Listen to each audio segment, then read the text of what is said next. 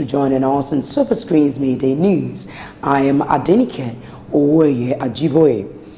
President Muhammadu Buhari has promised to invest in human capital and also promote the unity of Nigeria. The president disclosed this at the 10th Tinubu Colloquium to celebrate the national leader of the All Progressives Congress, APC. It was a roll call of politicians, lawmakers, captain of industries in Nigeria at the 10th Tinubu Colloquium organized to celebrate the national leader of the All Progressives Congress, Bola Ahmed Tinubu. With the theme, Investing in People, President Muhammadu Buhari expressed commitment to investing in human capital and Nigeria's unity. For the Vice President, Nigeria must end corruption now. We must invest in people. Here I can say that the expenditures made by this government constitute investment in and for the people. We depend on the people to govern. This government recognizes this. Hence our investment in critical areas that touch the lives of people directly. Social investments program, the school feeding program, massive investment in agriculture, a sector that employs over 65% of our people. We strive to set Nigeria on an irreversible path of growth and development. This is the objective that guides our investment and expenditures as a government. We join hands to build a better country. We are resolute in our commitment to uplift our people and to make Nigeria a better place. The corruption of the previous 5 years is what destroyed the Nigerian economy. Every time we talk about this, every time we talk about corruption, our opponents say, don't talk about it. Just do your own. Don't talk about it. We must let our people know that we cannot afford to go this way again. Never again should we allow a system where people take the resources of this country and steal the resources of this country, use the resources against the people, and at the same time, they want to continue in rulership. On his part, the man in whom all is guarded, Bola Tinubu, pointed out the flaws of the past administration and promised to work on a paper that will bring Nigeria out of poverty, just as the governor of Lagos State, Akumi Ambode, among others, extolled his virtues. We know that there are challenges. But what are we doing about it? And we must articulate those programs, make a promise to Nigerians once again that hope is back. We have the audacity of it. We will bring Nigeria on the right path of prosperity and banish poverty forever. Mr. President, jointly with you, we are going to work on strengthening the pension plan to stimulate growth and this economy. I promise you a paper I will come up with. I work harder quickly because you spend your time here. There's no better birthday present that we can give to the celebrants. I try to go and meet you. And the theme of today, look around you. There are only a few people that can match his unquestionable thirst to invest in people. He's a father, he's a leader, he's a role model. So today we are celebrating an enigma, somebody who has distinguished himself before Nigerians. Siwaju will be resolute to any matter. He doesn't care who source is God, and he's very, very sincere. Very sincere. You can see the number of people they have built all over Nigeria. The Tinubu Colloquium is an annual event organized to discuss matters of national interest with the sole aim of achieving excellence in governance.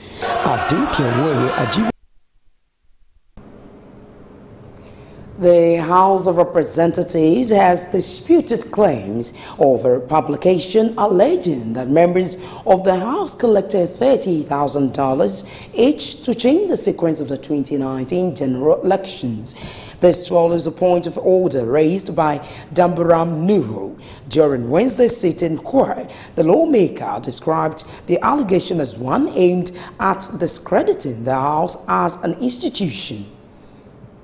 Mr. Speaker, they said we've been given $30,000 to change the sequence of the election. But the question to ask is, given bribe to change election sequence, by who? In whose interest is it to change the sequence of the election? Mr. Speaker, when these people are talking, blah, blah, blah, that the president has refused assent, that we are going to veto it, I don't know. Is vetoing it not part of the power given to us by the Constitution of the Federal Republic of Nigeria? If we are to veto it, are we doing something that is against the Constitution of this country? Oh, I'm worried the way these newspapers just write stories. Responding, Speaker of the House, Yakubu Dogara, however, ruled that the Ethics and Privilege Committee should investigate the matter and report back to the House for further action.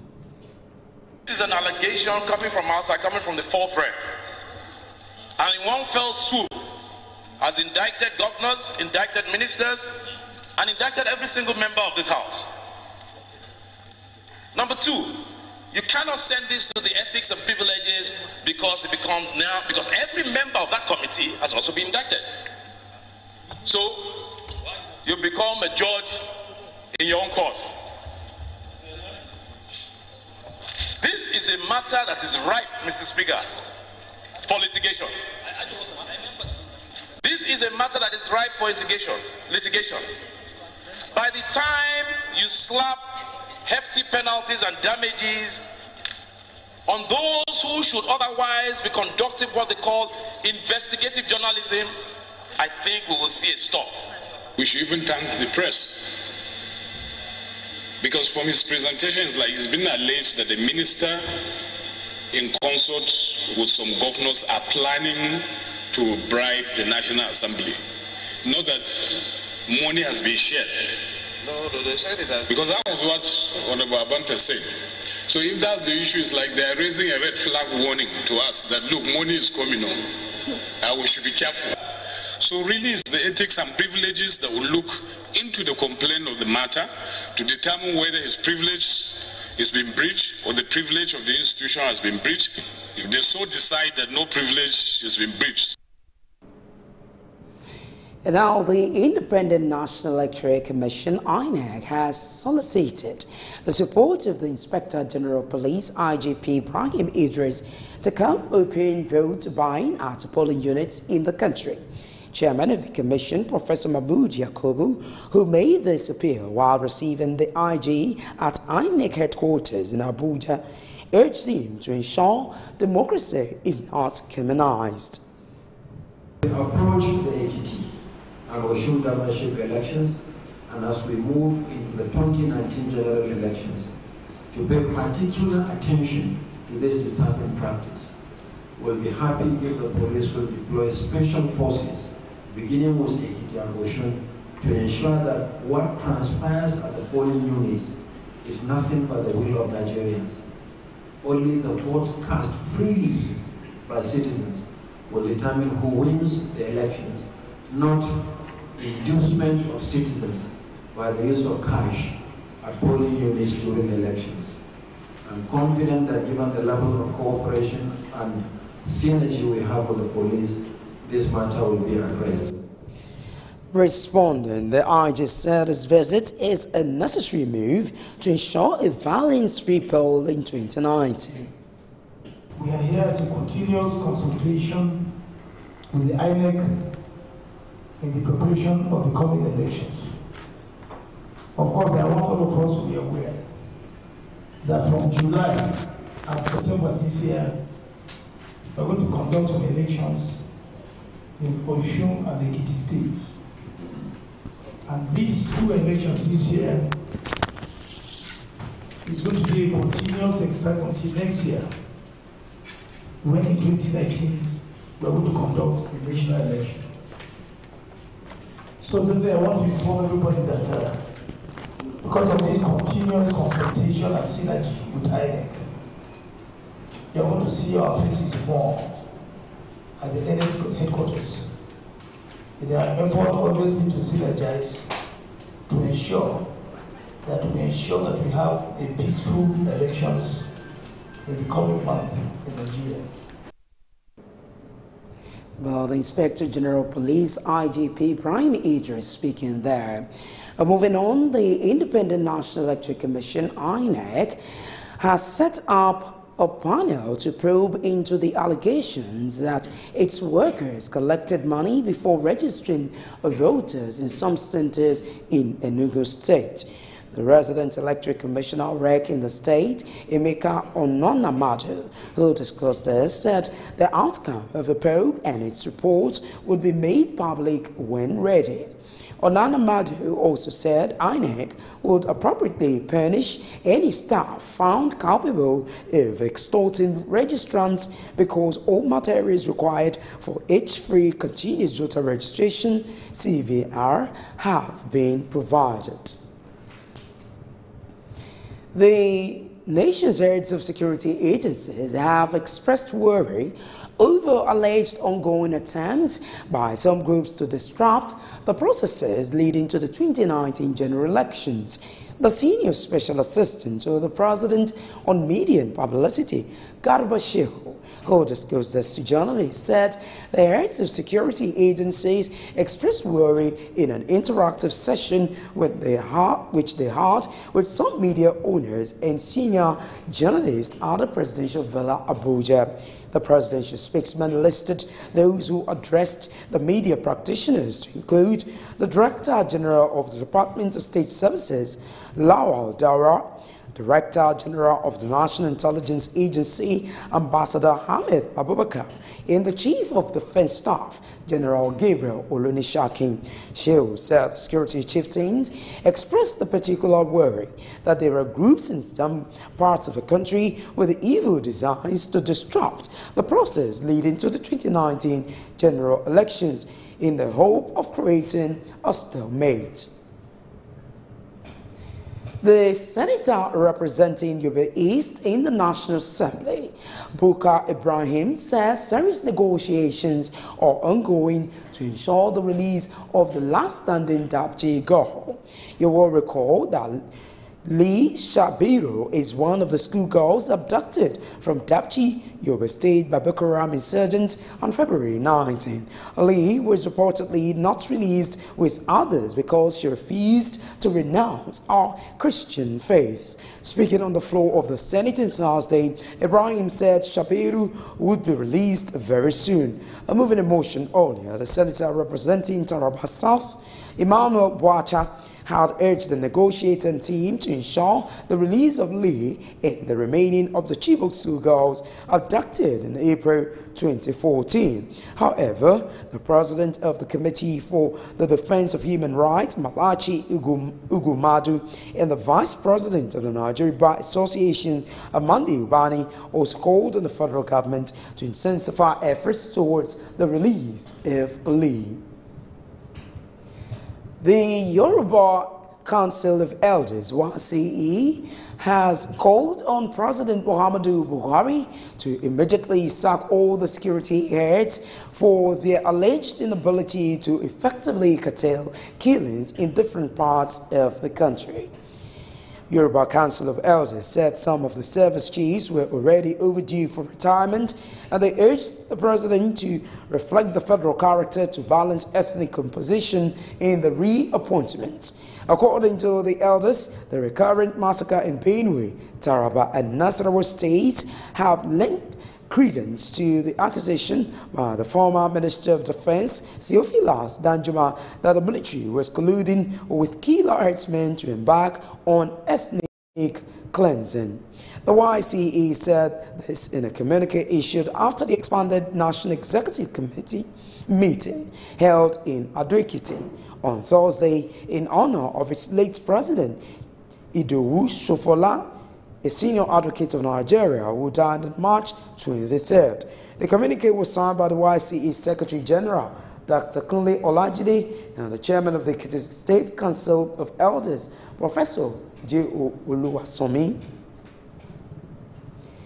The Federal High Court in Abuja says former President Goodluck Ebele Jonathan's cousin, Robert Azibawala, had a case to answer in respect of the two charges involving $40 million, which he was accused of receiving fraudulently from the Office of the National Security Advisor in 2014.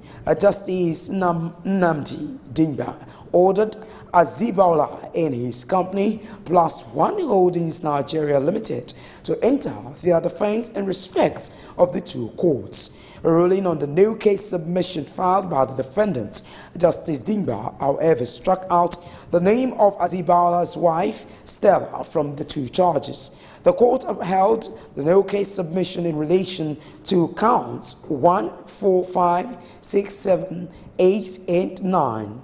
In striking out the 7 counts, the court ruled that there was no sufficient evidence to warrant the defendants to enter their defense against the 7 counts. If you have just joined us, you're watching SuperScreen News at 12.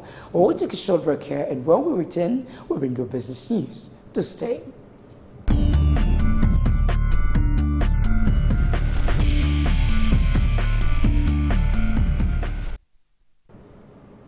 Well, it's so glad to have you back now in business news. A human rights advocacy group, Socio-Economic Rights and Accountability Project, SERAP, has called on members of the National Assembly to voluntarily return all the running costs and allowances which they have so far collected. A member of the Senate, Shehu Sani, had recently disclosed that each senator gets 13.5 million naira monthly as running cost. The Revenue Mobilization Allocation and Fiscal Commission said the approved remuneration of a senator for a month was 1.06 million naira, maintaining that anything outside of that is against the law. SERAP Deputy Director Timothy Adewale said in view of the declaration by the RMAFC, the lawmakers must return all the money they had collected as running costs and allowances. Adewale said it is against the country's constitution for the lawmakers to use their appropriation power for personal gains. The federal government has announced plans to embark on massive exportation of goods using the Lekki deep sea port when it becomes operational in 2021. Vice President Yemi Oshibajo disclosed this while inaugurating the Lekki Deep Sea Port project in Lagos. According to him, the development of the Lekki Deep Sea Port was critical to the creation of special economic zones, which would serve as models for others across the country. Oshibajo said in the past 2 budgets, they have provided an average growth of 90 billion naira for development of ZES, and they are developing the special Lekki economic zone as a model for other economic zones, specifically targeting exports. The Attorney General of the Federation, Abubakar Malami, has called on cabinet ministers and heads of departments and agencies to show commitment to Nigeria's open government partnership. Malami made the appeal at the 3rd National Steering Committee meeting of the Open Government Partnership in Abuja, where he urged citizens to make conscious efforts to engage with OGP initiatives. Open government partnership is about open, transparent and accountable government that displaces the possibility of corruption, which is beclouded in secrecy naturally. All levels of government, ministries, departments and agencies, and it is being indeed, it is targeted at the states and local government among others. To have in place a structure in line with international best practices on account of the fact that Nigeria is equally registered as a member of the Open Government Partnership at the international level, to operate, to put in place a framework that will now allow for the open government partnership that will now allow for transparency, that will allow for openness, that will allow for accountability of the government as far as its engagement with the students are concerned. So open government partnership is about transparency, it's about accountability and openness of governance. Reacting, Minister of Communication Adebayo Shitu said the idea of the initiative is to make governance a transparent system for the citizens. ICT generally is a new phenomenon in Nigeria. We are just making effort to ensure that we localize it, we internalize it in our processes and systems. And in doing that, there will certainly be challenges of even individuals in the civil service and everywhere. People who are used to files and used to papers and all of that might have, the problem of really changing. But it is our hope, with the determination of the federal government, that very soon governance will be a paperless, system. Well, Minister of Communication Adebayo Shitu speaking there. Moving on, Benin Electricity Distribution PLC, BEDC, has announced a partnership with Operation Thunderstorm, a Nigerian army outfit set up in support of civil authorities to maintain law and order in Edo State. The Executive Director, Commercial BEDC, Abu Ejo, said this at the presentation of some ties to the Edo State Command of the Operation Thunderstorm to support the squad. According to the statement, the command commended the BEDC for the gesture, saying it would enable it to patrol high-risk areas where power installations could be exposed to the activities of miscreants who steal cables and other accessories from transformers. Ejo described vandalism of power equipment as a menace, disrupting power supply to the public and causing customers unnecessary inconveniences due to prolonged blackout. Still staying with business news, money exchange houses in the United Arab Emirates have been ordered by the central bank to raise their standards after several banks cut ties with them due to concerns about the risk of illicit financial flows. The UAE's huge expatriate workforce and growing business and tourism sectors have made it a global center for exchanging foreign currencies and transferring money to and from the Middle East, Asia, Africa, and parts of Europe. Though some of the roughly 125 exchange houses in operation have struggled in recent years as a growing number of US dollar correspondent banks relied upon to clear dollar trade and local lenders cut ties with them. And that's it in business news. We'll take another short break, after which we'll bring you news from a foreign scene and then sports. Join us again.